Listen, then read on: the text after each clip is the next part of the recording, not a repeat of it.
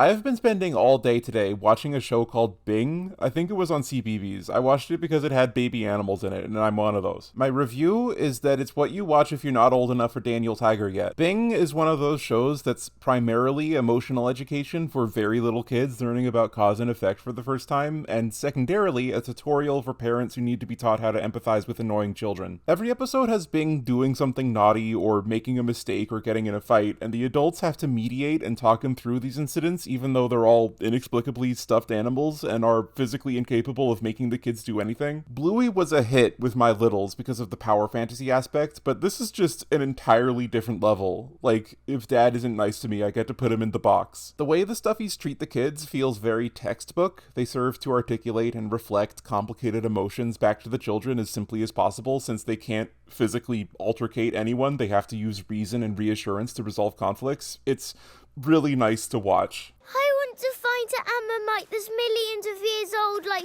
Bitisaurus. And be lucky too. I know, Bing. Aww. You've been looking really hard. They're all just stones, Flop.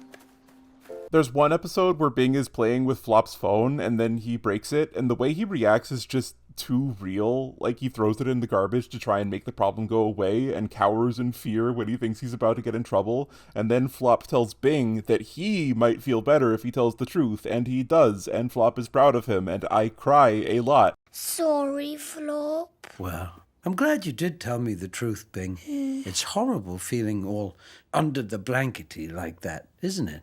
Yes. The show is kind of lethal if you're like me. Like, I know there's a lot of emotionally stunted adult children in my audience. Go and watch this bunny child accidentally shoplift a lollipop and then be told he's a brave little boy when he comes clean about it. You shouldn't have taken the lollipop, but it was very brave of you to come and say sorry. The show is also similar to Daniel Tiger in that it provokes murderous rage in adults for having kid characters act whiny and selfish sometimes without being instantly killed on the spot. Like when Daniel brought a bunch of sand inside, his mom merely asked him to clean up the mess he made instead of putting him in the fucking Solo house. There are a lot of British parents beefing with this bunny child, and to that I say, he is 3, and he is gonna put you on the high shelf if you aren't nice to him. Side note, there's this side character, his name is Pando, and his thing is that he randomly pantses himself and runs around in his underwear whenever he feels like it. This is the most represented I've ever been by a child character in anything. I will not elaborate. Thanks for